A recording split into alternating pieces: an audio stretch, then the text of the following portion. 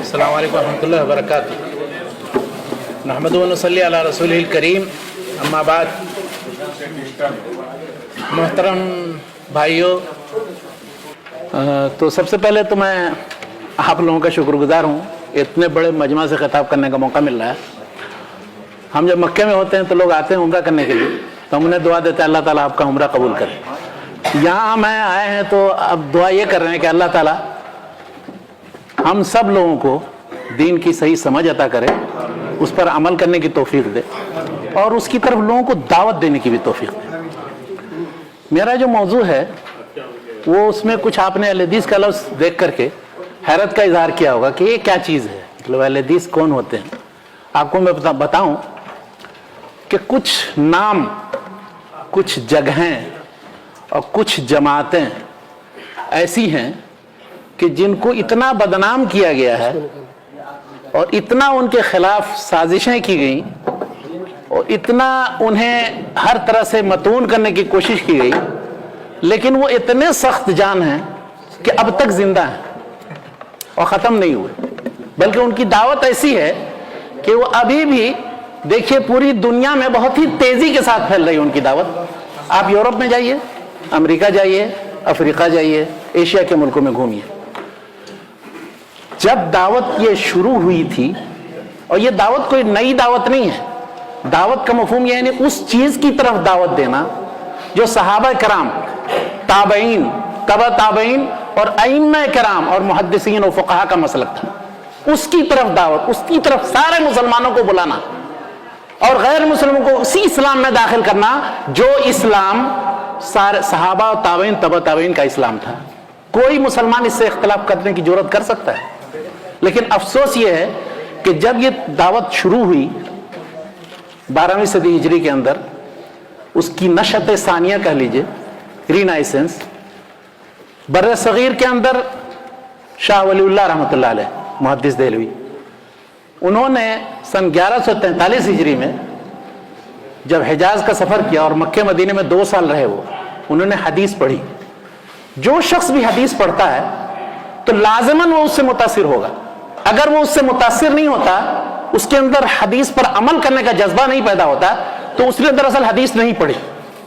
कोई शख्स जिसने सही बुखारी, जो असहुल कुतुब बाद किताबिल्लाह है, यानी कुरान मजीद के बाद सबसे सही किताब दुनिया के अंदर, अगर कोई शख्स सही बुखारी पढ़ता है और उसके मुताबिक रसूलुल्लाह सल्लल्लाहु अलैहि वसल्लम के तरीके के मुताबिक अमल नहीं करने की कोशिश करता है, उसके अंदर जर्रा बराबर भी कोई जज्बा नहीं पैदा होता है, कोई तब्दीली नहीं पैदा होती है, मुझे समझ में नहीं आता है कि वो बुखारी क्या पढ़ रहा है।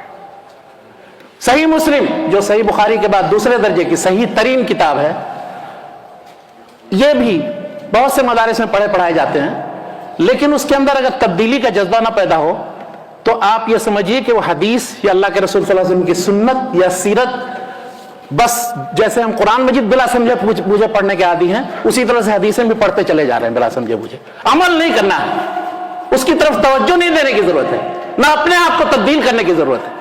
इससे ज्यादा अफसोसनाक सूरत हाल कुछ नहीं हो सकती। मैं देखिए दूसरी तरफ निकल गया, मैं इसी तरह से इधर उधर निकलूंगा, लेकिन मैं घूम घूम करके फिर आऊंगा अपनी जगह। शाह वलीउल्लाह ने 2 साल यहाँ, 2 साल से कुछ ज्यादा अरसा गुजारा। जब आए तो उन्होंने ये समझा, जब हदीस का मुताला किया, कि हदीसें तो जिन चीज़ों की तरफ दावत दे रही हैं वो सलफ सालिहीन का मसलक है, अकीदे के बाब में हो, चाहे तज़किये नफ्स के बाब में हो या फ़िक़ही मसाइल के सिलसिले में हो, तो उम्मत को बजाय कि टुकड़े टुकड़े बट जाएं, तज़किया और तसव्वुफ़ के बाब में कोई चिश्ती, कादरी, नक्शबंदी, मुजद्दिदी हो जाए, फ़िक़्ह के अंदर हनफी, शाफ़ी, मालिकी, हम्बली हो जाए, अकीदे के अंदर कोई अशरी, मातुरिदी और कुछ मुख्तलिफ मुअतज़िली और कुछ हो जाए, ये बिल्कुल दुरुस्त नहीं है। इस्लाह की राह फिर उन्होंने मुतय्यन की बर्र सगीर में। जब वो वापस गए 2 साल के बाद 1145 हिजरी में, तो अपनी दावत शुरू की। पूरा माहौल शिर्क और बिदात और खुराफात और रस्म और रिवाज से समझिए पुर था। कहीं किसी जगह रोशनी भी टिमटिमाती हुई नजर नहीं आती थी। कहीं कहीं अगर कुछ हदीस की किताबें पढ़ाई भी जाती थी तो बरकत के लिए सिर्फ पढ़ाई जाती थी, बलाएं दूर करने के लिए पढ़ाई जाती थी। सही बुखारी का आपने सुना होगा, कहीं कहीं किसी जगह पढ़ा जाता है उसको 30 पारे में तकसीम करके। जब कोई मुसीबत मुसलमानों को नाजिल होती है तो बुखारी पढ़ते हैं ताकि मुसीबत नाजिल हो। अल्लाह के बंदो अगर उसमें से चंद हदीसों पर अमल करके اور اللہ کے پاس جاتے پھر اس کے بعد سنت پر عمل کرتے ہوئے، تو میرے خیال سے سارے تمہاری بخشائش بھی ہو جاتی اور اس کے بعد وہ بس بلا اور مصیبت بھی ٹل جاتی. اور جن شرک و بدعات اور خرافات میں مبتلا ہیں، جن چیزوں کو ہم نے اسلام سمجھ رکھا ہے، ان سب سے نجات مل جاتی اور ہمیں سمجھ میں آ جاتا کہ صحیح اسلام کیا ہے اور غلط اسلام جس کو ہم نے، یا آمیزش والا اسلام جس کو ہم نے اسلام سمجھ رکھا ہے، وہ کیا ہے. ان دونوں میں بہت فرق ہے. تو میرے بھائی، آپ قرآن مجید کے سلسلے میں کسی مسلمان کا اختلاف نہیں دیکھیں گے، اس لیے کہ کوئی شخص اگر اس کی ایک آیت کے بارے میں شک کرے تو اسے وہ ظاہر کہیں گے کہ تم بالکل ہی غیر مسلم بلکہ کافر و مرتد قسم کے ہو، برا بہت خراب فتویٰ ہر مکتب فکر والے لگائیں گے. لیکن حدیث شریف کا حال یہ ہے کہ اللہ کے رسول صلی اللہ علیہ وسلم سے جتنا جذبہ عقیدت محبت ہے، اتنے ہی اگر عقیدت و محبت اللہ کے رسول صلی اللہ علیہ وسلم کے فرمان سے بھی ہوتی، حدیث سے بھی ہوتی، سنت سے بھی ہوتی، کہ اس کو بھی ہم مضبوطی کے ساتھ پکڑ لیں، جیسا کہ اللہ تعالیٰ اللہ کے رسول صلی اللہ علیہ وسلم نے نصیحت فرمائی تھی. موطا کی حدیث ہے، ترکت فیکم امرین لن تضلوا ما تمسکتم بہما، کتاب اللہ و سنتی. تم لوگ یہ دو چیزیں مضبوطی کے ساتھ پکڑ لو، پکڑے رہو گے گمراہ نہیں ہوگے، اللہ کی کتاب اور میری سنت. تو کہنا یہ تھا، شاہ ولی اللہ رحمۃ اللہ علیہ جو واپس گئے 1145 ہجری میں، تو انہوں نے جب یہ ماحول دیکھا بر صغیر کا، اور اب تک بہت سے لوگ اسی میں مبتلا ہیں، انہوں نے بہت حکمت کے ساتھ ایک تحریک چلائی کہ سلف صالحین کے مسلک کی طرف کیسے رجوع کیا جائے. چنانچہ انہوں نے حدیث کی کتابوں کو پڑھنے پڑھانے کا سلسلہ شروع کیا، رواج دیا اس کو. یہ بخاری، مسلم، ابو داؤد، ترمذی، نسائی، ابن ماجہ، اس کے پڑھنے پڑھانے کا کوئی سلسلہ نہیں تھا. اس سے پہلے صرف مشکات پڑھی جاتی تھی یا مشارق الانوار پڑھی جاتی تھی، اگر تاریخ کی کتابوں میں آپ دیکھیں. انہوں نے ان 6 کتابوں کے پڑھنے پڑھانے کا سلسلہ شروع کیا، اور پھر بڑی حکمت کے ساتھ انہوں نے مختلف مکاتب فکر کو اکٹھا کرنے کے لیے موطا امام مالک کو منتخب کیا. وہ یہ کہہ کر کے کہ امام مالک رحمۃ اللہ علیہ جو تھے وہ مدینے کے بڑے اہم عالم اور امام تھے، اور انہوں نے موطا جو لکھی ہے، موطا سب سے قدیم صحیح ترین کتاب ہے. اور امام مالک کے اندر سارے مختلف مکاتب فقہ جو ہیں، فقی، حنفی، شافعی، مالکی، حنبلی، سب اسے مل جاتے ہیں. مالکی تو اس لیے کہ ان کے امام ہیں، امام شافعی اس لیے کہ امام شافعی ڈائریکٹ امام مالک کے شاگرد، اور امام ابو حنیفہ کے جو ماننے والے ہیں جن کو حنفی کہا جاتا ہے، ان کے جو بڑے عالم جنہوں نے حنفی فقہ مدون کی وہ ہیں امام محمد بن حسن. امام محمد بن حسن بھی ڈائریکٹ امام مالک کے شاگرد ہیں. اور امام احمد بن حنبل کا حال یہ ہے کہ امام احمد بن حنبل امام مالک کے شاگردوں کے شاگرد ہیں، امام شافعی کے شاگرد ہیں، اور دوسرے بہت سے جو ان کے شاگرد رہے امام مالک کے. تو اس طرح سے چاروں مذاہب فقہیہ امام مالک کی اور امام مالک کی موطا کو ماننے کے لیے مجبور ہیں، اور ان پر سب کا اتفاق ہے. تو پوری امت اسلامیہ کو جمع کیا جا سکتا ہے موطا امام مالک پر، اور موطا امام مالک میں جو حدیثیں سنت کے طور پر بیان کی گئی ہیں ان پر اگر عمل کرنے اور کرانے کا سلسلہ شروع کیا جائے تو وہ. چنانچہ انہوں نے موطا کی 2 شرحیں لکھی ہیں. اس زمانے میں فارسی میں پڑھنے پڑھانے کا سلسلہ تھا، تو فارسی میں بہت مفصل شرح لکھی المصفہ کے نام سے، اور عربی میں ایک مختصر شرح لکھی المصوبہ کے نام سے، دونوں چھپی ہوئی. افسوس کہ اب فارسی کا چلن نہیں رہا بر صغیر میں، اور 2-3 مرتبہ وہ چھپی، اس کے بعد پھر غائب ہو گئی مارکیٹ سے. ابھی اس وقت ہمارے دوست ڈاکٹر محمد ادریس زبیر، اگر کسی نے نام ان کا سنا ہو، جو محترمہ فرات ہاشمی کے شوہر ہیں، انہوں نے اس کا اردو ترجمہ کرنا شروع کیا ہے، اور کتاب الصلاۃ کے خاتمے تک تقریباً وہ پہنچ گئے ہیں. اور انشاءاللہ وہ اردو شرح جب چھپے گی تو سمجھ میں آئے گا، پڑھیں گے جب لوگ، کہ امام شاہ ولی اللہ رحمۃ اللہ علیہ نے کس طرح سے ایک آسان انداز میں شرح کر کے دکھایا کہ اکثر مسئلے میں جو صحیح اور راجح مسلک ہے وہ حدیث کے مطابق کیا ہے اور حدیث کے خلاف کیا ہے. جو لوگ شاہ ولی اللہ کو کہتے ہیں کہ خاص مکتب فقہ سے وابستہ تھے، ان لوگوں کو سمجھ لینا چاہیے کہ مصفہ کی روشنی میں ان کا مسلک کیا ہے، اور اس کے بعد پھر ان کے طریقے پر جو لوگ بھی اپنا انتساب شاہ ولی اللہ سے کرتے ہیں ان کو یہ دیکھنا چاہیے کہ واقعی ہم شاہ ولی اللہ کے طریقے پر ہیں کہ نہیں. شاہ ولی اللہ نے اس کتاب کے اندر تقریباً 85% مسائل میں، ایک تھے ڈاکٹر مظہر بقا، بہت دنوں تک وہاں مکہ مکرمہ میں تھے، ام القرآن یونیورسٹی میں. انہوں نے کتاب لکھی، PhD کا مقالہ تھا ان کا، اصول فقہ اور شاہ ولی اللہ کے نام سے وہ کتاب چھپی ہوئی ہے. اس میں انہوں نے سارے مسائل کا تجزیہ کر کے دکھایا جن مسائل پر شاہ ولی اللہ نے بحث کی ہے. تو دکھایا انہوں نے کہ تقریباً 80 سے 85% مسائل کے اندر انہوں نے حنفی مسلک کے خلاف شافعی مسلک کو یا محدثین کے مسلک کو راجح قرار دیا. اب اگر ایسے حنفی ہونا ہے تو حنفی ہیں اور رہنا چاہیے ایسے حنفی، ہر ایک کو انتصاب کوئی چیز نہیں ہے، کوئی اپنے آپ کو شافعی کہتا ہے، مالکی کہتا ہے، حنفی کہتا ہے، اس سے کوئی فرق نہیں پڑتا ہے. جیسے ندوی ہم کہتے ہیں، قاسمی کہتے ہیں، سلفی کہتے ہیں، اصلاحی کہتے ہیں، اس سے کوئی تفریقہ نہیں پیدا ہوتا. لیکن اگر کوئی شخص جم جائے اس کی بنیاد پر فرقہ پیدا کر لے، یہ ہے تفریقہ جس سے منع کیا گیا.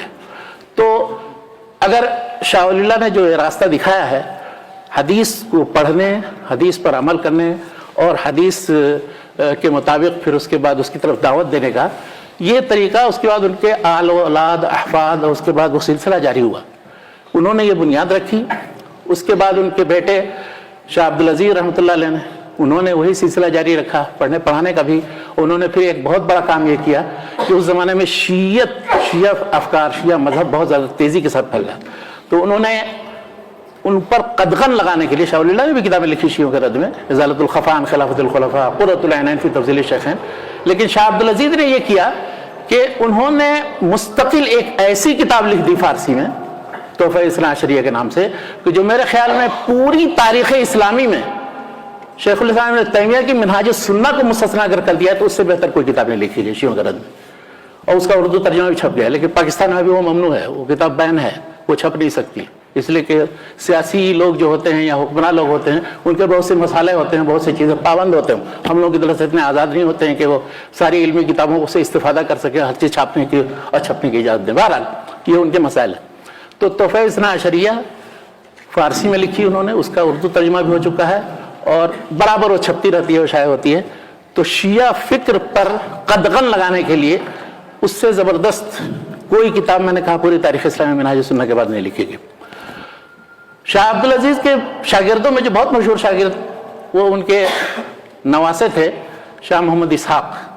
تو شاہ محمد اسحاق نے پھر اس میں مسند درس ان کی سنبھالی، اور مسند درس سے ان سے جتنے فارغین اور ان سے حدیث میں استفادہ کرنے والے لوگ ہیں ان میں دو عالم بہت مشہور ہوئے. ایک سید نذیر حسین محدث دہلوی جن کی وفات 1902 میں ہوئی، اور دوسرے شاہ عبدالغنی مجددی. تو جتنے علماء احناف ہیں ان کا سلسلہ شاہ عبدالغنی مجددی سے ملتا ہے اور شاہ ولی اللہ تک پہنچتا ہے. اور جتنے علماء اہل حدیث ہیں ان کا سلسلہ، اب بلکہ علماء اہل حدیث کے علاوہ بہت سے علماء غیر اہل حدیث بھی جو ہیں جنہوں نے میاں نذیر حسین محدث دہلوی سے استفادہ کیا اور ان کے طریق سے حدیث پڑھنے پڑھانے کا سلسلہ شروع کیا. تو یہ حدیث کی بڑے پیمانے پر نشر و اشاعت کا کام، پڑھنے پڑھانے کا کام، ہر جگہ مختلف مدارس جو قائم کیے گئے ان کا سلسلہ اگر یہ سب سارا یہاں بیان کیا جائے وہ ایک بڑی ضخیم کتاب کی متقاضی ہے. اور افسوس کہ اب تک جتنی کتابیں تاریخ اہل حدیث کے تعلق سے لکھی گئی ہیں ان میں ان سب پہلوؤں کا احاطہ نہیں کیا گیا. تو میں ایک تقریر میں کیسے احاطہ کر سکتا ہوں. کہنا صرف یہ تھا کہ اہل حدیث کی جو دعوت ہے وہ حدیث کی طرف دعوت ہے، بس اور کچھ نہیں. مختصر میں یہ سمجھ لیجیے، کوئی بھی جو بھی چاہے اہل حدیث کو جتنا غلط یا صحیح سمجھتا ہو، اس کے کسی بھی تقریر کرنے والے سے، مبلغ سے بہت سخت ناراض ہو، اس کو چڑ ہو، اس کے اخلاق سے چڑ ہو، لیکن اس کے کہنے کا خلاصہ صرف یہ ہوتا ہے کہ دین کے جو اصلی سرچشمے ہیں وہاں تک آ جاؤ، وہاں سے پانی پیو، صاف پانی ملے گا تمہیں. بعد کا جو پانی ہے مختلف نالیوں میں ہو سکتا ہے وہ گدلا ہو، وہ صرف آپ کو یہ کہے گا قرآن پڑھو، توجہ سے پڑھو، ترجمے کے ذریعے پڑھو. صحیح بخاری جو حدیث کی سب سے صحیح کتاب ہے، کسی عالم سے دنیا میں پوچھ لو کہ سب سے صحیح کتاب قرآن مجید کے بعد کیا ہے، وہ کہے گا کہ صحیح بخاری. تو اس کو پڑھو، بس یہی کہے گا آپ سے اور کچھ نہیں کہے گا. اب اس کے بعد آپ کا کام ہے کہ اس کے مطابق عمل کرتے ہیں، آپ نہیں کرتے ہیں عمل. کوئی وسوسہ آ کر کے دلائے کہ نہیں یہ قرآن پڑھو گے تو گمراہ ہو جاؤ گے، حدیث پڑھو گے تو گمراہ ہو جاؤ گے، تو اب اس سے سمجھ سکتے ہیں کہ آپ کو کوئی روک رہا ہے اس سے، یا آپ کو اس کی ترغیب دے رہا ہے کہ قرآن پڑھیں اور حدیث پڑھیں اور اس کے مطابق عمل کریں. تو اہل حدیث کی صرف یہی دعوت. میں کہنا یہ چاہتا تھا کہ اہل حدیثوں کو بہت زیادہ جو دلچسپی ہے، رغبت ہے، وہ قرآن اور حدیث اور اس کے علوم فنون پھیلانے، اس کی ترویج و اشاعت اور اس کی طرف لوگوں کو دعوت دینے سے. تو ایک سلسلہ میں نے آپ کو بیان کیا کہ حدیث کے پڑھنے پڑھانے کا جو سلسلہ آج تک ہم لوگ جو پڑھ رہے ہیں، حدیثیں پڑھ رہے ہیں مختلف مدارس کے اندر پورے بر صغیر کے اندر، یہ شاہ ولی اللہ سے یہ سلسلہ شروع ہو رہا ہے اور ان کی سندیں پھر حجاز میں چلی جاتی ہیں. شاہ ولی اللہ کے شاگرد شاہ عبدالعزیز ہوئے، شاہ عبدالعزیز کے شاگرد شاہ محمد اسحاق ہوئے، شاہ محمد اسحاق کے سید نذیر حسین محدث دہلوی، سید نذیر حسین محدث دہلوی تک ہم لوگ 2 واسطے سے پہنچتے ہیں. اب جو لوگ پڑھتے ہوں گے وہ 3 واسطے سے پہنچیں گے.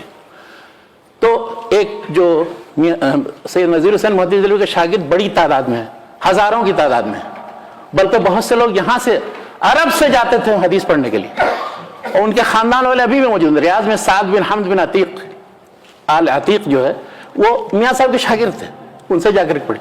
यही नहीं, इसहाक बिन अब्दुर्रहमान बिन मोहम्मद बिन अब्दुल वहाब, इसहाक बिन अब्दुर्रहमान बिन हसन बिन मोहम्मद बिन अब्दुल वहाब, यानी मोहम्मद बिन अब्दुल वहाब के पड़ पोते मियाँ साहब के शागिर्द थे, और मियाँ साहब से 1 साल पहले उनकी वफात हुई 1319 में।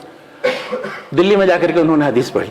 एक शख्स के जिनके वास्ते से सारे अरब जितने उलमा हैं मियाँ नज़ीर हुसैन मोहद्दिस देहलवी तक पहुँचते हैं, वो अली बिन नासिर अबू वादी। ये भी जितने बड़े बड़े उलमा मशाइख यहाँ के हैं जो सनद देने वाले, आप उनकी सनद में देखें, अली बिन नासिर अबू वादी वह हुआ अन नज़ीर हुसैन मोहद्दिस देहलवी। तो कहना यह है कि उनके ज़रिए अरब और अजम हर जगह हदीस की नशर शात का काम हुआ, पढ़ने पढ़ाने का सिलसिला शुरू हुआ, और इस तरह से चप्पे चप्पे में काला अल्लाह काला रसूल समझिए कि लोगों को सुनाई देने लगा। अच्छा, उनके मशहूर जो उलमा, सिर्फ अगर नाम अभी एक लिस्ट गिनाई जाए तो 20 उलमा का नाम गिनाए जा सकते हैं। उनमें लोगों ने हर तरह खिदमत अंजाम दी। किसी ने हदीस की किताबों की शरह लिखी, जैसे मौलाना शमसुल्लाह क़ज़ीम वादी हैं, उन्होंने अबू दाऊद जो मशहूर किताब है हदीस की, उसकी शरह उन्होंने मबूद और गायतुल मक़सूद लिखी। मौलाना अब्दुर्रहमान मुबारकपुरी हैं जिन्होंने तोहफ़तुल अवज़ी के नाम से तिरमिज़ी की शरह लिखी। इसी तरह मौलाना अहमद हसन देहलवी हैं, उन्होंने मिशकात की शरह तनक़ीहुर रुवात के नाम से लिखी। मौलाना मौलाना वालेकुम सलाम अल्हम्दुलिल्लाह अहमद हसन देहलवी जिन्होंने मिशकात की शरह लिखी। इसी तरह बड़े बड़े उलमा हैं जिन्होंने हदीस की किताबों की शरह लिखी। किसी ने बड़े बड़े इदारे कायम किए, किसी ने हदीस की नशर-ओ-शात के लिए मतबे यानी प्रेस कायम किए और छापने का सिलसिला, किसी ने हदीस की किताबों के तर्जुमे किए। मौलाना वहीदुज़्ज़मा साहब हैदराबादी, असलन लखनऊ के थे, हैदराबाद के रियासत में मुलाजिम हो गए थे। वहाँ जाकर के उन्होंने पूरी ज़िंदगी अपनी गुजारी और बड़े ऊंचे मनसब पर थे। ये जितनी हदीस की किताबों के आप तर्जुमे देख रहे हैं ना, बुखारी, मुस्लिम, अबू दाऊद, तिरमिज़ी नहीं, तिरमिज़ी उनके भाई ने की थी, मौलाना बदियुज़्ज़मा साहब। तो ये मौलाना वहीदुज़्ज़मा साहब जो हैदराबादी थे, उनको नवाब सिद्दीक़ हसन खान ने यह मशवरा दिया कि आप ऐसा करें कि हदीस की किताबों के उर्दू तर्जुमे करना शुरू कर दें। चुनांचे उन्होंने बुखारी का तर्जुमा किया, मुस्लिम का तर्जुमा किया, अबू दाऊद का किया, तिरमिज़ी का उन्होंने नहीं किया, उनके भाई बदियुज़्ज़मा साहब लखनवी ने किया। अच्छा, उसके बाद नसई का तर्जुमा किया, इब्न माजा का तर्जुमा किया, और मुवत्ता इमाम मालिक का भी तर्जुमा किया। इन सब किताबों को उर्दू में पढ़ने के लिए, उर्दू दानों के लिए मुहैया कर दिया। जो आज तक आप जितने तर्जुमे देख रहे हैं इन किताबों के छप रहे हैं, कोई बेनियाद नहीं हुआ। अक्सर लोगों ने तो ये किया है कि वही तर्जुमे दोबारा छाप किए हैं, बेनी थोड़ा सा नोक पलक उसकी दुरुस्त करके। ज़ाहिर है 100 साल पहले की जो ज़बान होगी वो कुछ मुख्तलिफ होगी, तो उसमें कुछ मामूली तब्दीलियाँ कर दी। तो ये तर्जुमा की एक मिसाल है, सिर्फ एक शख्स जो पूरी ज़िंदगी तर्जुमे का काम, हदीस की किताबों का काम करते रहे। उसके अलावा भी बहुत से काम किए उन्होंने। हदीस की लुगत की किताब भी एक तैयार की, लुगातुल हदीस के नाम से, वो 10 जिल्दों में छपी हुई है। और उसको उसमें लेकिन अफसोस ये है कि वो किताबें अमानतदारी के साथ अब छपती नहीं है। अगर कोई दूसरा आशिर छापता है, मसलन कराची में वो नूर मोहम्मद कारखाने कुतुब कराची से छपी है, अब्दुल हलीम चिश्ती बहुत बड़े फाजिल आलिम हैं, उन्होंने उसमें कुछ तसर्रुफ करके तब्दीलियाँ करके वो छाप दी हैं 10 जिल्द।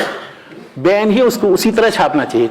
किसी किताब के अंदर कोई तसर्रुफ करना बगैर मुसन्निफ की किताब की इजाज़त जायज़ नहीं। बहरहाल, तो ये हुआ तर्जुमे का काम। इसी तरह से मियाँ नज़ीर हुसैन मोहद्दिस देहलवी का सिर्फ अगर जिक्र किया जाए तो ये मजलिस सिर्फ मियाँ साहब ही के मतलब खास कीजिए। अब आइए दूसरा सिलसिला शुरू करते हैं, तौहीद और सुन्नत की तरफ दावत, शिर्क और बिदअत के खिलाफ कोशिश। ये तो सारे उलमा ने किया है, उनमें से एक पहलू यह है कि हदीस की खिदमत ये की। इसका सिलसिला जो है वो भी शाह वलीउल्लाह से शुरू होता है। उन्होंने अकीदे की किताब हसनुल अकीदा के नाम से लिखी है, जो अल अक़ीदतुल हसना के नाम से भी छपती है।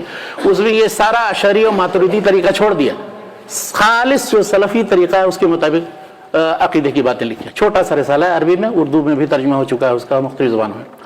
तो ये उन्होंने लिखी। उसके बाद फिर उनके पोते शाह मोहम्मद इस्माइल रहमतुल्लाह अलैह, शाह इस्माइल शहीद जिनको कहा जाता है, जिनकी वफ़ात 1831 में बल्कि शहादत हुई बालाकोट के अंदर, उन्होंने एक किताब तो ऐसी लिखी कि जिसकी वजह से पूरे बरसगीर के अंदर धमाका समझिए एक तरह से हो गया। उन्होंने तक़वियतुल ईमान के नाम से छोटी सी एक किताब लिखी।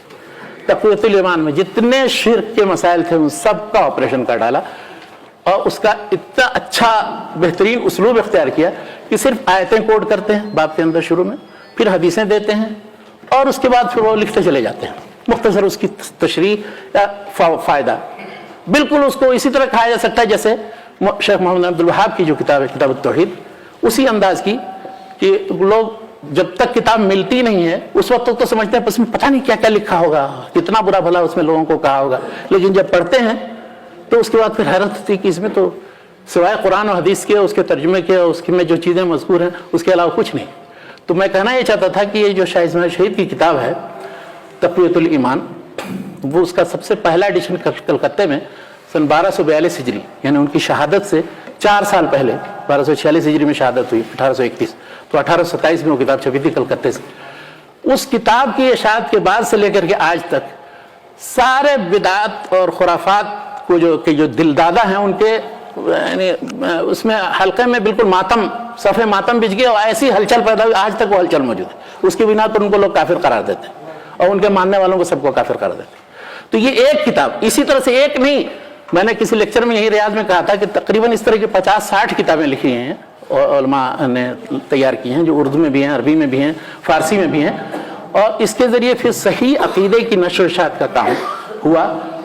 फिर शाह इस्माइल शहीद ने इस किताब के लिखने के साथ साथ एक ऐसी तहरीक चलाई सैयद अहमद शहीद रहमतुल्लाह अलैह के साथ मिल करके, जिसको तहरीक शहीदैन कहा जाता है। तहरीक शहीदैन इबारत है 2 चीज़ों से, एक है तौहीद और सुन्नत की तरफ दावत, तो दावत का काम, दूसरा जिहाद, गैर मुस्लिमों से जिहाद, मुसलमानों से जिहाद और क़िताल नहीं जो आजकल बहुत से जिहाद की तंजीमें करती हैं, तो गैर मुस्लिमों से जिहाद। और गैर मुस्लिम उस ज़माने में सिख थे या अंग्रेज़ थे। तो कहना यह था कि ये 2 मकसद थे, एक तो तौहीद की तरफ दावत, शिर्क व बिदात खुराफात की हकीकत बयान करना, और दूसरी चीज़ जिहाद की तहरीक, गैर मुस्लिमों से जिहाद की तहरीक। तो सैयद अहमद शहीद शाह इस्माइल शहीद ने अपने बहुत से दाई सारे हिंदुस्तान के तूल अर्ज में भेजे। उन्होंने मौलाना वेला तरी सादिक पुरी को बंगाल भेज दिया, मौलाना मोहम्मद अली रामपुरी को मद्रास भेज दिया, इसी तरह से कितने लोग को, किसी को जौनपुर भेज दिया, किसी को बम्बई के इलाके में भेज दिया, जिसको जहाँ भेज दिया वहाँ उसने तौहीद सुन्नत का प्रचार किया, और उसकी वजह से बहुत से लोग जो है सही दावत से वाकिफ़ हो सके, सही अकीदे से वाकिफ़ हो सके, और अल्हम्दुलिल्लाह बड़ी तादाद में खुराफात बिदात का खात्मा हुआ। और बिदात और खुराफात के साथ साथ बहुत सी चीज़ें जो रस्म व रिवाज के तौर पर राह पा गई थी, जो गैर मुस्लिमों के असर से, खासतौर पर हिंदुओं के असर से मुसलमानों के अंदर आ गए थे, हत्ता कि नाम भी लोगों ने हिंदुओं जैसा रखना शुरू कर दिया था, और शादी ब्याह के अंदर भी वो सारी चीज़ें अपना ली थी जो हिंदुओं ने। आज तक देखिए मुसलमान बरसगीर में यही हालत है, वो सब उन्हीं के सब रस्म रिवाज हैं जो हम लोगों ने अपनाए हुए हैं।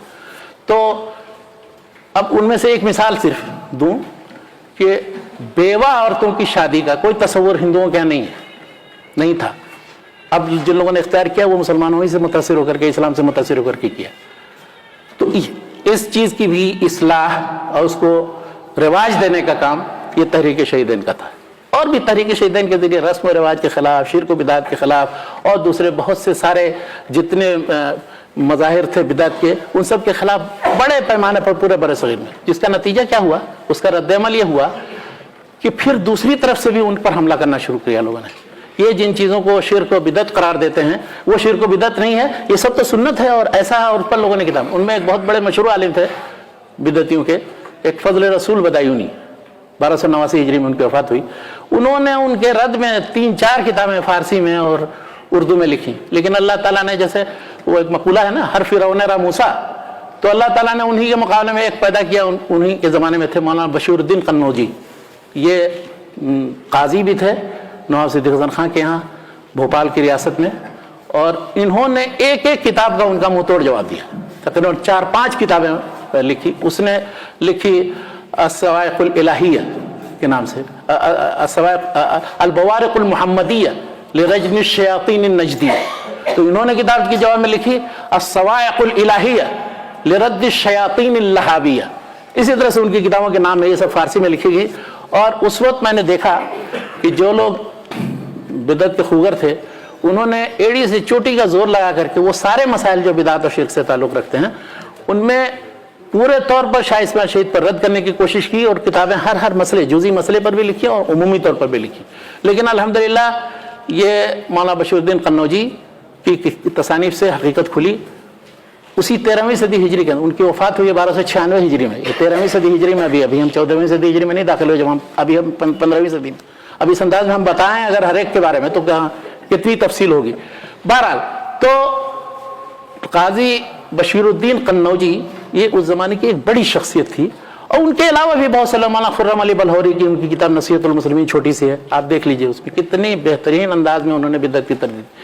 नवाब सिद्दीक हसन खां जिनका जिक्र भी आ रहा है इंशाअल्लाह, उनके वालिद मौलाना औलाद हसन कन्नौजी थे, उन्होंने एक किताब लिखी हिदायतुल मोमिनीन के नाम से, सारे बिदात खुराफात शिरकियात और शियों के खासतौर पर जो बिदात जो मुसलमानों में दर आई थी उन पर रद्द किया। इस तरह तकरीबन मतलब 20 आलिम 13वीं सदी हिजरी में मिलते हैं, उनकी किताबें छपती हैं, कभी आज तक भी छप रही हैं, कुछ किताबें हैं। हारिकुल अशरार के नाम से एक नज़्म है, बेहतरीन नज़्म है, जिसमें सारे बिदात का ऑपरेशन है।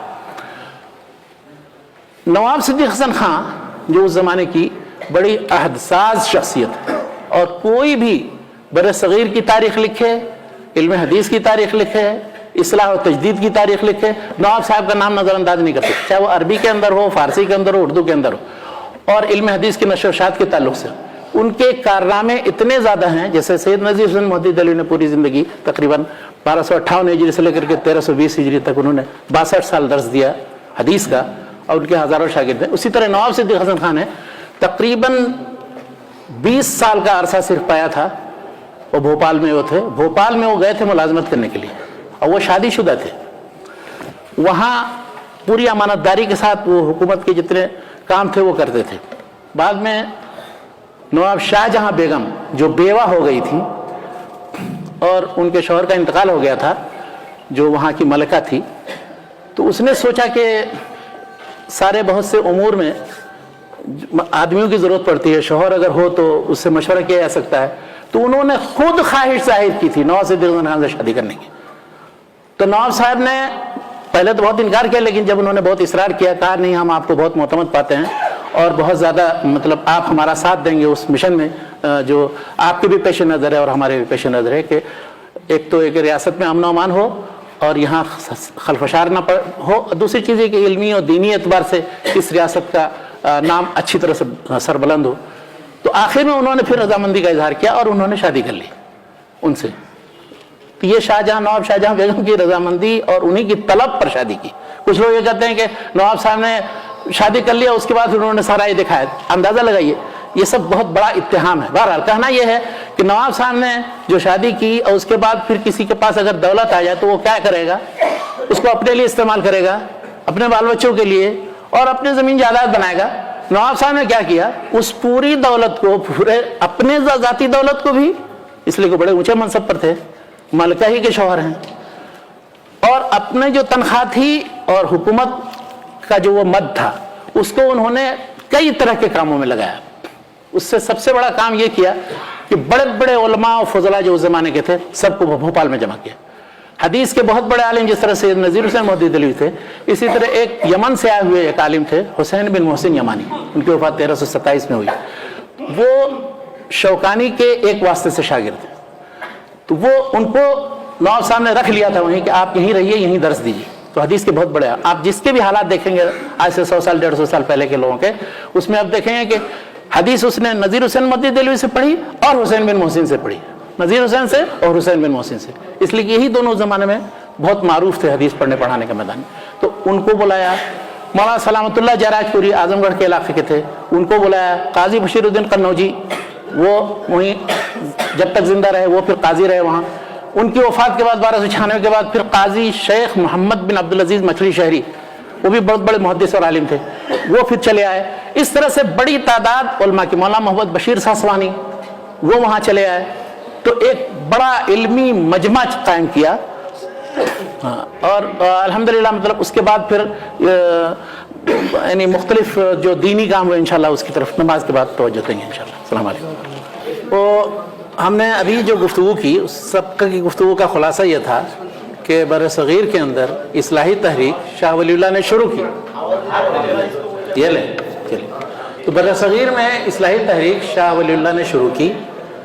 ये जदीद दौर में मतलब नशत सानिया कह लीजिए, हदीस की तरफ दावत, सुन्नत की तरफ दावत, इसको जो नाम भी आप दे लीजिए, मौलाना मसूद अला नदवी की एक किताब है हिंदुस्तान की पहली इस्लामी तहरीक, तो शाह वली अल्लाह से शुरू किया, उसके बाद फिर उनके लड़के शाह अब्दुल अजीज, फिर उसके बाद सैयद अहमद शेख शाहिद शहीदैन की तहरीक।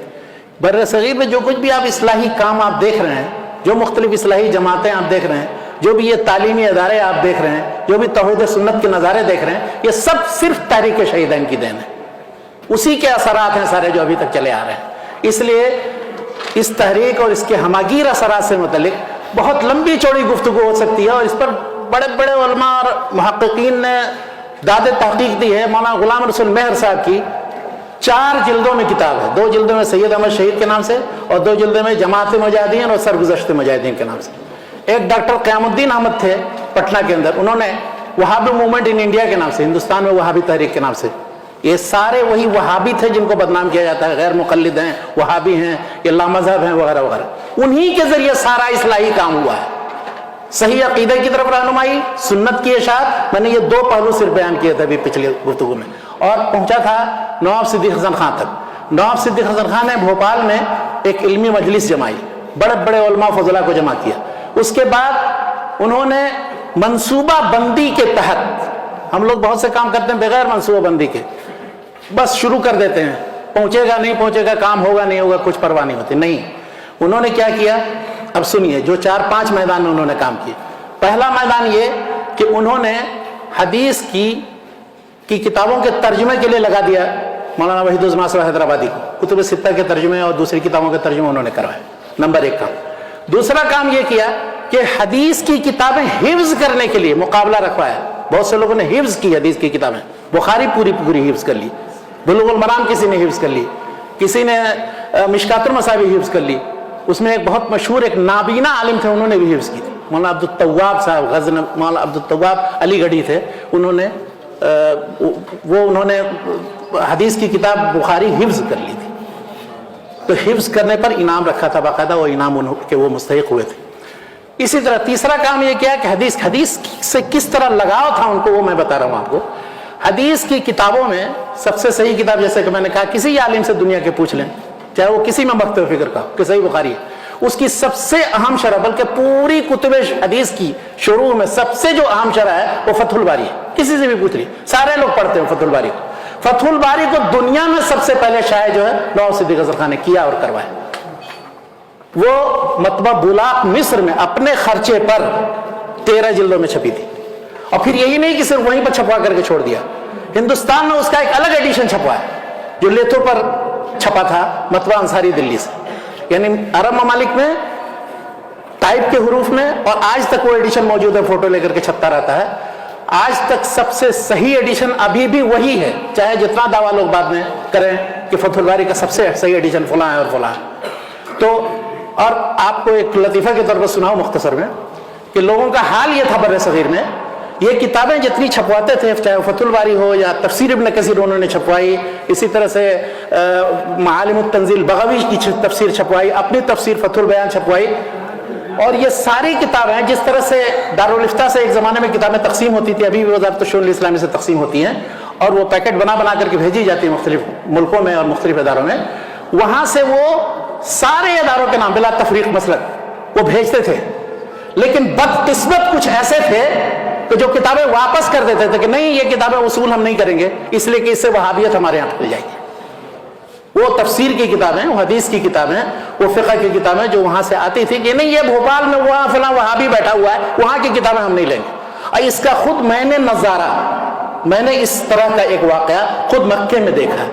एक साहब के साथ में गया, एक साहब के घर, अच्छा वहाँ कुछ गुफ्तगू चली, उसके बाद वो कुछ किताबें लेकर के गए थे, तो हदीस की एक किताब थी, वो उनको हदिया दे रहे थे।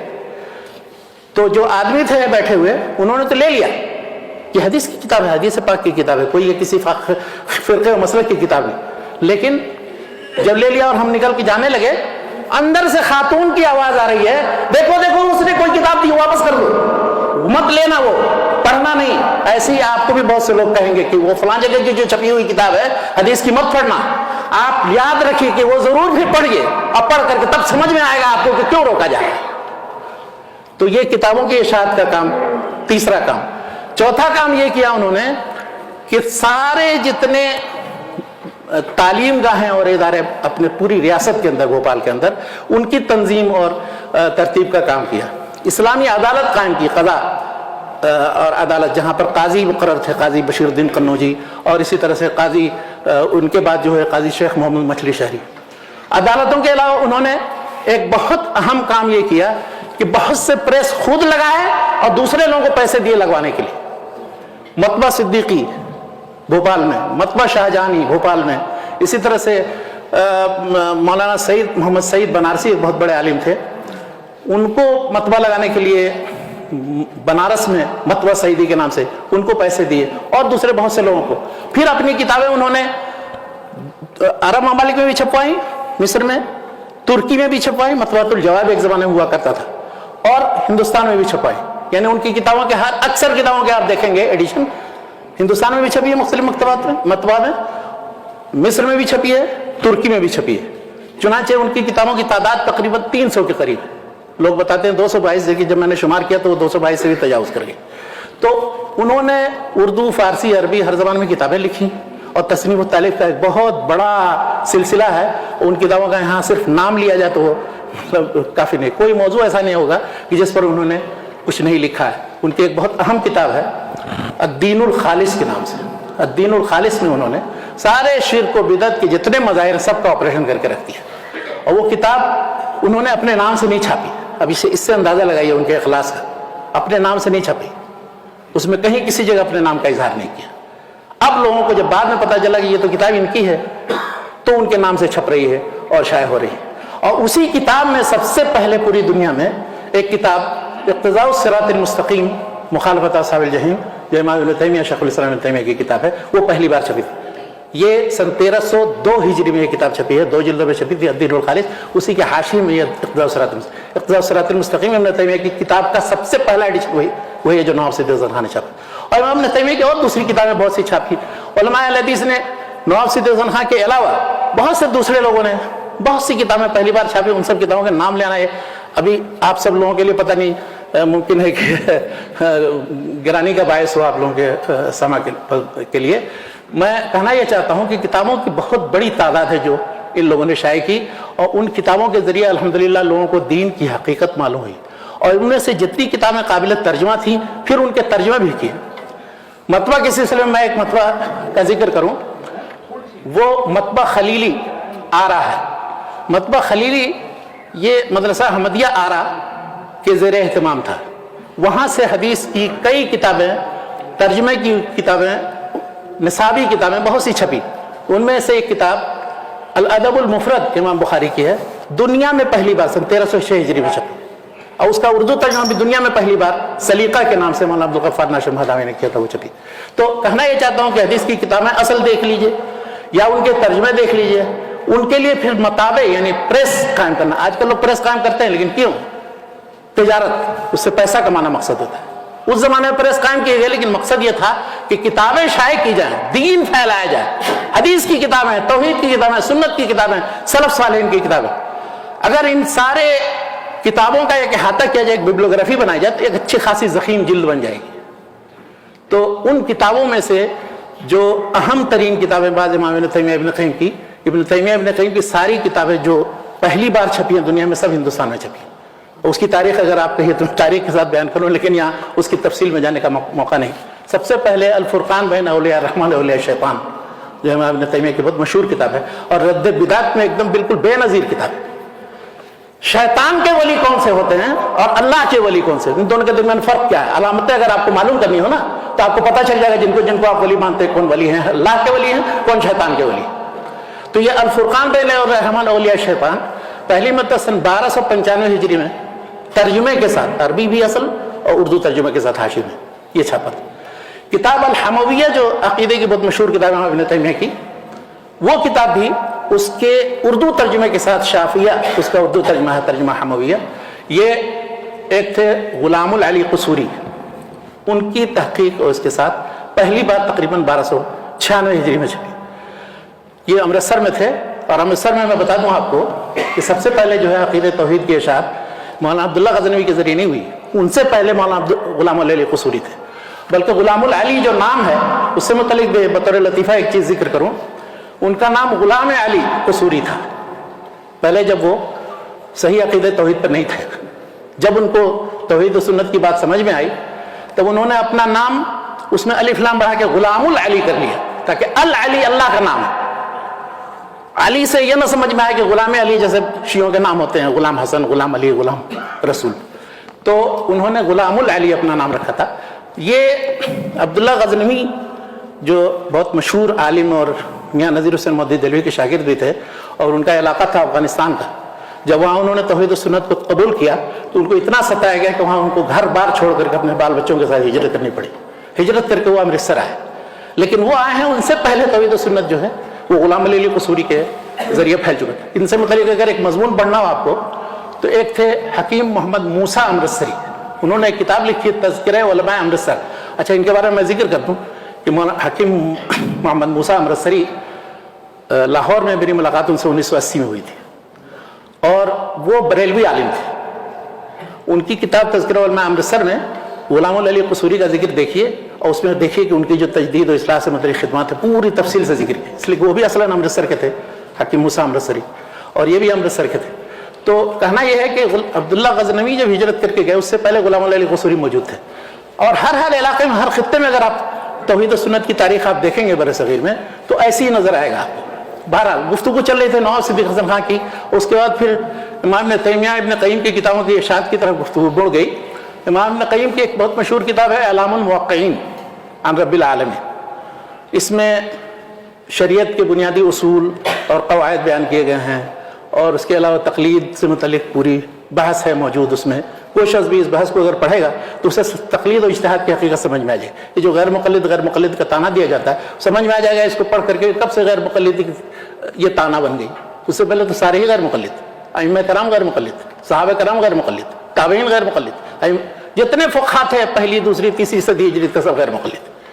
تو غیر مقلد ہونا یہ کوئی تانے کی بات نہیں, مقلد ہو جانا یہ بدعت کا کام ہے. اور تقلید جامد یعنی اس طرح کی تقلید کہ کسی شخص کو, کسی امام کو اس انداز میں پکڑ لیں آپ کہ اس کی کسی بات کو نہیں چھوڑیں گے چاہے وہ صحیح ہو یا غلط ہو.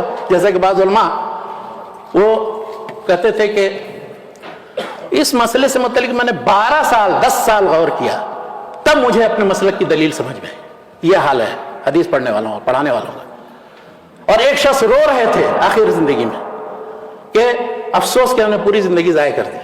ان کے شاگرد لوگ کریں گے بھائی آپ نے تو پوری زندگی حدیث پڑھنے پڑھا. کہا نہیں, یہ میں بالکل سچ کہہ رہا ہوں, حدیث پوری زندگی ہم نے ضائع کر دی. کہا کیسے؟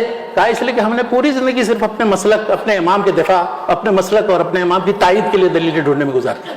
تو میرے بھائیوں یہ بڑے بڑے علماء نے شہادت دی. میں نام لے کر کے فضیلت نہیں ان لوگوں کی کرنا چاہتا, اللہ تعالیٰ ان سب کی مغفرت کرے.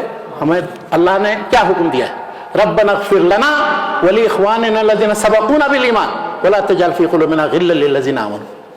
یعنی اے اللہ ہماری مغفرت کر, اور جو ہم سے پہلے گزرے ہیں ان کی بھی مغفرت کر, اور ہمارے دل میں ان کے خلاف قدورت اور کینہ نہ رکھ. جو لوگ بھٹکے ہوئے ہیں ان کو ہم راہ راست پر لانے کی کوشش کریں, لیکن ان کے حق میں دعائے خیر کریں. اللہ کے رسول صلی اللہ علیہ وسلم نے کیا کیا تھا طائف والوں کے ساتھ؟ اگر ایک بار بد دعا کر دے تو سب ہمیشہ کے لیے جہنم رسید ہو گئے ہوتے, لیکن انہیں کے اولاد میں اس وقت سب مسلمان ہیں. سارے قبیلے جنہوں نے ان کو ستایا تھا ان سب قبیلے کے لوگ ابھی اس وقت مسلمان ہیں, اور پورا ملک وہ پورا علاقہ وہ مسلمان ہو گئے. تو ہمیں خیر کا جذبہ ہمارے اندر ہونا چاہیے جس طرح علماء کرام نے. آپ کو اور بھی بہت سے پہلو ہیں جن کی طرف میں توجہ دلانا چاہتا ہوں. مدارس اور تعلیم گاہیں قائم کرنے کا جو سلسلہ ہے یہ بھی ان علماء نے کیا, اور ان کا مقصد یہ تھا کہ کتب حدیث کی, قرآن کی اور فقہ کی, عقیدے کی تعلیم دی جائے. چنانچہ اس وقت چپے چپے میں بر صغیر کے ہندوستان, پاکستان, بنگلہ دیش, ہر جگہ آپ دیکھیں گے, نیپال میں, ہر جگہ اتنے بڑی تعداد مدارس قائم ہوئے ہیں کہ جن کو شمار نہیں کیا جا سکتا. جو گوشوارے ابھی بعض ممالک کے آئے ہیں وہ بھی سب ناقص ہیں. مختصراً یہ اگر مختصر جائزہ لیا جائے وہ یہ کہ میاں نذیر حسین مودودی دہلوی کی جو درسگاہ تھی وہ 1902 میں ان کے انتقال کے بعد وہ درسگاہ تقریباً اجڑ گئی. ان کے بعد پھر آیا مولانا محمد بشیر ساسوانی ان کی جگہ پر حدیث پڑھانے. تھوڑے دنوں کے بعد 6 سال کے بعد وہ بھی انتقال کر گئے. 1320 میں میاں نذیر حسین کا انتقال ہوا, 1326 میں مولانا بشیر ساسوانی کا انتقال ہوا. लेकिन मियाँ साहब के जो शागिर्द थे वो जो पूरे मुल्क के तुल अर्ज में फैले, मुल्क वो बर्रे सगीर जो तकसीम नहीं हुआ था उसकी बात कर रहा हूँ, एक एक ने अपने अपने इलाके में एक एक दरसगाह कायम की, और बड़ी बड़ी दरसगाह हैं जो उनमें सबसे बड़ी बड़ी जो दरसगाह हैं उनमें मौलाना इब्राहिम आरवी जिनकी वफ़ात 1901 में हुई, उन्होंने सन 1297 हिजरी में एक मदरसा अहमदिया आरा की बुनियाद डाली थी। आरा बिहार के अंदर पड़ता है और उस मदरसे का ढांचा अब भी मौजूद है, बल्कि मदरसा भी अब तक कायम है। ये 1297 हिजरी तकरीबन 1880 या ऐसी कुछ तकरीबन पड़ेगा 12। तो उस वक्त उनका मकसद ये था कि निसाब तालीम की इस्लाह की जाए, अरबी ज़बान की तालीम पर तवज्जो दी जाए, हदीस की तालीम व ताल्लुम का इंतज़ाम हो, और ज़्यादा से ज़्यादा हदीस की किताबों के तर्जुमे हों, शाये किए जाएँ। चुनांचे उन्होंने एक प्रेस भी कायम किया। पहली मरतबा मदारिस की तारीख में हॉस्टल यानी तलबा को रखने के लिए, स्टूडेंट्स को रखने के लिए हॉस्टल का तस्वर उन्होंने ही दिया, मौलाना इब्राहिम आरवी ने। और इससे पहले क्या था, लोग मदरसे में पढ़ते तो थे जाकर के उस्ताद से, लेकिन खाने का इंतजाम कभी फलां के पास, कभी फलां के पास, कभी फलां घर में, इस तरह से जागीरें होती थी। लेकिन उन्होंने सबसे पहले हॉस्टल बना के, ताकि ये जो दर दर की ठोकरें खानी पड़ती है तलबा को और इज्जत नफ्स उससे मजरूह होती है, वो ख़त्म हो जाए। उन्होंने सबसे पहले ये सिलसिला मदारिस के अंदर शुरू किया कि मुज़ाकरा इल्मिया के नाम से एक बड़े जलसे का एहतमाम किया। उसकी रुदादें अब भी मौजूद हैं, आप देखिए। उसमें देवबंद से भी, अलीगढ़ से और सारे मुख्तलिफ इलाके से लोग, मुख्तलिफ मकाते फ़िक्र के लोग आते थे, मुख्तलिफ तालीमी मसाइल, मजहबी मसाइल, दीनी मसाइल से मुतल्लिक़ मशवरे करते थे और गुफ्तगू करते थे। मतबा उन्होंने कायम किया। पहली मत तो शायद किसी मदरसे की तारीख में ये बिदअत ईजाद हुई, कि बिदअत हसना है, कि बिदअत ईजाद हुई कि एक प्रेस कायम किया जाएगा जहां से तवातुर इरशाद का काम होगा। अब तो बहुत से मदारिस में प्रेस है। तो ये सारे काम उन्होंने किए, और इन सब को मैं अपनी तरफ से नहीं कर रहा हूँ। अल्लामा सैयद सना नदवी का नाम हर एक ने सुना होगा, या जिन लोगों ने भी सुना होगा, उन्होंने हयात शिबली के अंदर और इसी तरह से तराजिम उलमा हदीस हिंद के मुकदमे में और दूसरी मुख्तलिफ जगहों पर उन्होंने इस बात की शहादत दी कि मौलाना इब्राहिम आरवी कितने दूर अंदेश किस्म के आदमी थे, और किस तरह से उन्होंने ये मदरसा कायम किया था, और किन बुनियादों पर कायम किया था, और कैसा मदरसा था। और वो मरकज़ी मदारिस में था। जब अल्लामा शिबली नवानी ने एक जलसे में नदवतुल उलमा के ये मशवरा दिया कि कुछ बड़े बड़े मदारिस मुकर्रर कर लिए जाएँ और दूसरे छोटे छोटे मदारिस उनसे मुल्हक कर दिए जाएँ, तो उनमें जिन मदरसों का नाम लिया, देवबंद का नाम लिया, नदवा का नाम लिया, और मदरसा अहमदिया आरा का नाम लिया, और फैज़ आम कानपुर का नाम लिया। तो इससे अंदाज़ा लगा सकते हैं कि उस ज़माने में कितना बड़ा वो इदारा और मदरसा था। दूसरा एक बड़ा इदारा जो उलमा अहले हदीस में से बाद में लोगों ने कायम किया, वो है मदरसा दारुल हदीस रहमानिया दिल्ली। दारुल हदीस रहमानिया दिल्ली ये 1339 हिजरी में कायम हुआ, मुताबिक 1921 होगा शायद। तो ये शेख अताउर रहमान, शेख अब्दुल रहमान दो ताजिर थे, उनको अल्लाह ताला ने दिल में बात डाल दी। चुनांचे मौलाना अब्दुल अज़ीज़ रहमाबादी के कहने से उन्होंने वहाँ पर उसकी बुनियाद डाल दी, और अल्हम्दुलिल्लाह उसकी इमारत अब भी कायम है दिल्ली में। लेकिन अफसोस कि वो इमारत तो है, लेकिन वो दूसरों के हाथ चली गई, वो एक स्कूल के तौर पर अभी सोच चल रहा है। उसके बाद एक मरकज़ी अदारा हिंदुस्तान में तकसीम के बाद जामिया सलफिया बनारस में कायम हुआ, जिसके बहुत से फ़ारिग़ीन अभी शेख अब्दुल कुद्दूस साहब बैठे हुए हैं, हाफ़िज़ ताहिर साहब, हाफ़िज़ इस्माइल वगैरह, मैं भी वहीं का प्रोडक्ट हूँ। और अल्हम्दुलिल्लाह हर जगह तकरीबन उनके फ़ारिग़ीन फैल गए हैं, पूरी दुनिया में फैल गए हैं। तो वो 1963 में कायम हुआ, उसकी बुनियाद पड़ी। 1966 से तालीम शुरू हुई, अब इस वक्त अल्हम्दुलिल्लाह अब तक जारी है। पाकिस्तान में उसके मुकाबले में अगर आप देखिए 1955 में जामिया सलफिया की बुनियाद पड़ी फैसलाबाद के अंदर, और 1957 से बाकायदा तालीम की इब्तिदा हुई। तो उस वक्त से लेकर के अल्हम्दुलिल्लाह अभी तक कायम है। और यही सिर्फ मदारिस नहीं, बहुत से मदारिस पर अभी अगर अब जिन इदारों का नाम लिया जाए तो वो तो ठीक है, लेकिन जिनका नहीं नाम लिया जाएगा कहेंगे देखिए फलां इदारे का जिक्र नहीं किया। हम ये कह सकते हैं कि सैकड़ों मदारिस और इदारे हैं कि जहाँ पर तौहीद सुन्नत की तालीम हो रही है, और अल्हम्दुलिल्लाह वहाँ से बड़ी तादाद में उलमा फारिग हो रहे हैं और तौहीद सुन्नत की तरफ दावत दे रहे हैं। ये मदारिस का सिलसिला हुआ। मतावे प्रेस का हमने जिक्र किया। इसी तरह से एक पहलू और ले लीजिए, पर्चे, रिसाले, जरायद, इनकी इशाअत का बंदोबस्त भी 19वीं सदी से लोगों ने किया। सबसे पहला बाकायदा और पूरे बर्रे सगीर के पैमाने पर पढ़ा जाने वाला जो रिसाला था या मैगजीन था, वो इशाअत सुन्नह के नाम से था। 1878 में मौलाना मोहम्मद हुसैन बटालवी ने उसे शाये करना शुरू किया था, और उसमें जितने उस ज़माने में दो इंतहा पर पहुँचे हुए लोग थे, यानी या तो बिल्कुल बिदात और खुराफात में गर्क थे, शिर्क व बिदात में मुब्तला, उन लोगों पर भी रद्द है, दूसरी तरफ बिल्कुल तजद्दुद पसंद हजरात, जिनको नेचरी कहा जाता था, जो सर सैयद अहमद खां और उनके मानने वाले, जो हर चीज़ को अक्ल की कसौटी पर परखने के लिए और उसके बगैर मानने के लिए तैयार नहीं थे, उन लोगों पर, यानी सर सैयद अहमद खां उनके ग्रुप पर भी तनकीद, उसमें तजद्दुद पसंदों पर, मॉडर्निस्टों पर तनकीद, और दूसरा बिदात के जो दिलदादा उन पर भी तनकीद, और बहुत से मसाइल के सिलसिले में उसमें बहसें, आप उसकी पूरी फाइलें मौजूद हैं, उठा करके देखिए कि सबसे बड़े एक फितने का जो इंसदाद उन्होंने किया और उसके सिलसिले में जो पहल उन्होंने की, वो फितना था कादियानियत का फितना। गुलाम अहमद कादियानी, जिसने नबूवत का दावा किया था, शुरू में तो आए कि मैं इस्लाम की तायीद कर रहा हूँ और उसके लिए दलाइल मुहैया कर रहा हूँ, बराहीन अहमदिया लिख रहा हूँ वगैरह वगैरह, लेकिन बाद में जब लोगों पर खुला, अरे इसने तो महदी होने का दावा कर दिया, मुजद्दिद होने का दावा किया, उसके बाद मसीह मऊद होने का दावा कर दिया, अब बाद में फिर नबी होने का। तो लोगों के कान खड़े हुए। ये उन्हीं के इलाके के थे, करीब थे, उन्होंने पहले दिन से उनको पकड़ा, वो अपने पर्चे इशाअतुस सुन्ना के अंदर उनको रगेदा, हर शुमारे में इतना ज्यादा उसको मतलब लताड़ा और उसके एक एक चीज पर उसको रद्द किया उस पर, कि आप शायद उस जमाने के मुआसरीन में किसी शख्स को आप नहीं पाएंगे जिसने इतना ज्यादा रद्द लिखा, खासतौर पर 1891 तक, 91 जिसमें उसने नबूवत का दावा किया था, उस वक्त तक, या 1878 में पर्चा निकलना शुरू हुआ, अंदाजा लगा सकते हैं कितना रद्द किया। फिर इसी पर इक्तफा नहीं किया, कादियानियों को सबसे पहले गैर मुस्लिम करार देने का जो फतवा है वो मौलाना मोहम्मद हुसैन बटालवी के जरिए, उन्होंने यही नहीं सिर्फ किया कि सिर्फ उलमा अहले हदीस से फतवा लिया, पूरी उलमा बर्र सगीर जितने, चाहे वो देवबंदी हो, बरेलवी हो, जो भी हो, इसलिए कि इस मसले में सब मुत्तफिक है, खत्म नबूवत के मसले में सारे उलमा, एक इस्तिफ्ता तैयार किया और सारे उलमा से उन्होंने फतवा जमा किया। पहली बार उन्होंने कादियानियों को काफिर करार देने के लिए फतवा जमा किया, जिसकी वजह से वो गुलाम अहमद कादियानी इतना परेशान हुआ कि उसको समझ में नहीं आ रहा था किसका क्या जवाब। हमेशा लिखता था कि ये बटालवी जो सब लोगों को गुमराह कर रहा है।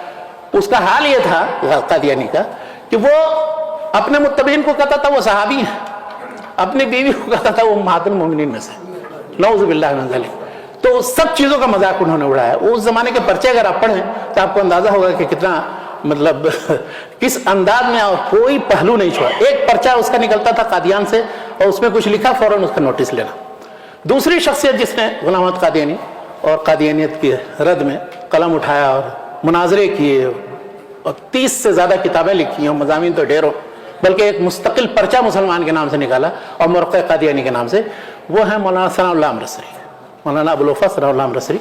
उनकी वफ़ात 1948 में हुई, लेकिन उन्होंने पर्चा जो है अहले हदीस के नाम से 1903 में शुरू किया था। तो 1903 से लेकर के और गुलाम अहमद कादियानी के मरने तक, यानी 1908 तक 5 साल उनका ताक़ुब किया। इतना जिच हुआ, वो परेशान हुआ कि आखिर में वो ये कह करके मरा, ये उसने कह दिया था, कहा था कि हम में से जो, इसने बहुत मुझे परेशान किया, हम में से जो झूठा है वो सच्चे की जिंदगी में मर जाए। अल्लाह का करना है वो मर गया। और मौलाना सनाउल्लाह अमरसरी उसके 40 साल तक जिंदा रहे, 40 साल के बाद। तो अंदाजा लगाइए जिस शख्स के फितने, वो कादियानी को खड़ा किया था असल में अंग्रेजों ने, ताकि मुसलमानों के अंदर और मजीद तफरीका फैले।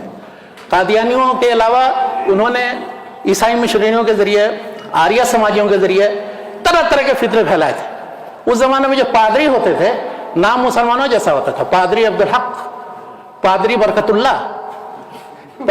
ये तो उस जमाने में जिन लोगों ने उनका नोटिस लिया, उन्होंने मौलाना सनाउल्लाह अमरसरी का नाम आता है और बहुत से दूसरे उलमा हैं। मैं तफसील में जाना नहीं चाहता। मतलब एक बहुत बड़ा मैदान यह है दिफाए इस्लाम का, जहां इस्लाम पर कोई आंच आ जाए तो उसमें यह देखने की जरूरत नहीं कि कौन पहले रद्द करेगा, हम तैयार हैं उसके लिए।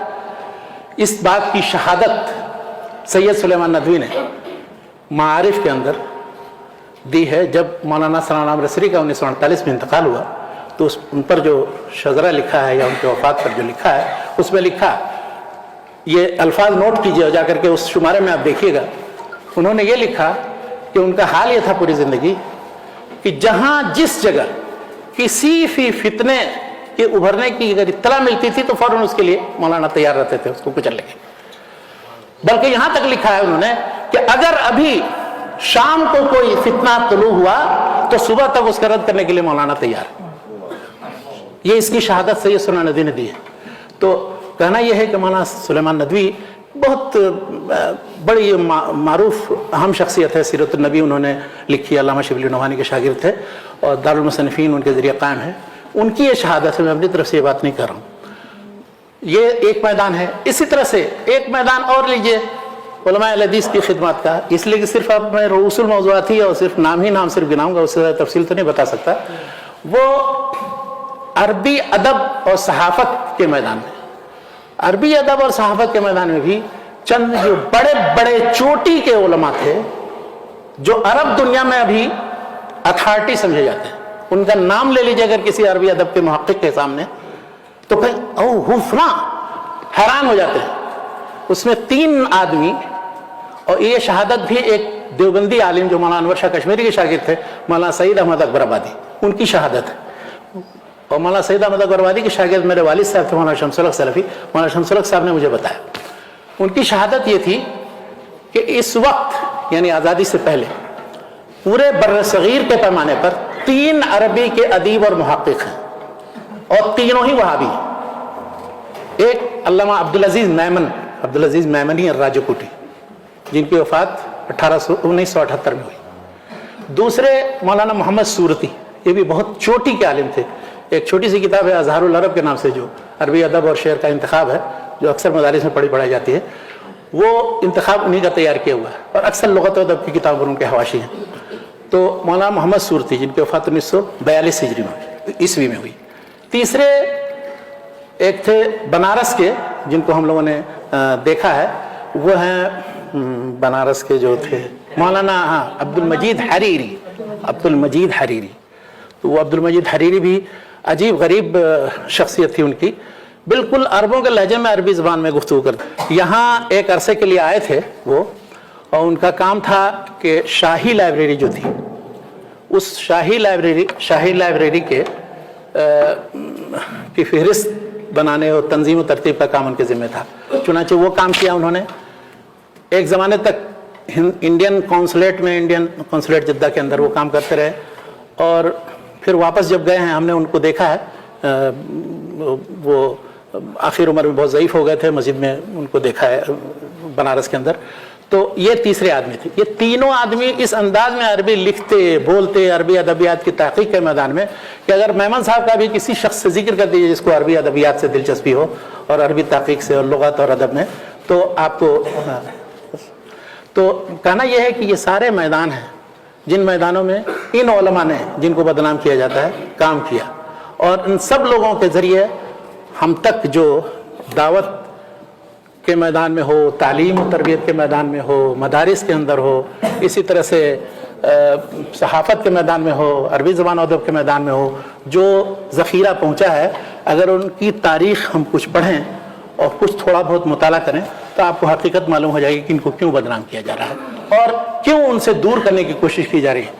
میرا تو کہنا یہ ہے کہ کبھی اللہ تعالیٰ سوچ سمجھ عطا کرے تو ضرور ان کی کتابیں دیکھیے اور پڑھیے، چاہے وہ کتابیں بین ہوں. بعض ممالک میں کتابیں بین ہیں، مثلا البریلویہ کے نام سے کتاب لکھی ہے علامہ احسان علی ظہیر نے، وہ پاکستان میں اب نہیں چھپتی. انہوں نے کیا ہے، میری ان سے ملاقات تھی، وہ کہتے ہیں انہوں نے بہت سے فرقوں پر کتابیں، 12 کتابوں کا سیٹ ہے. انہوں نے شیعوں پر رد میں 6 کتابیں لکھی، قادیانیت کے رد میں لکھی، بریلویوں کے رد میں لکھی. ان کا طریقہ یہ تھا لکھنے کا، اور عربی میں ساری کتابیں لکھی ہیں. ان کا جنازہ بھی مدینے میں ہوا، یہاں ہی پر وفات ہوئی. ریاض میں پہلے ان پر نماز جنازہ پڑھے گی، اس کے بعد پھر مدینے میں نماز جنازہ پڑھے گی.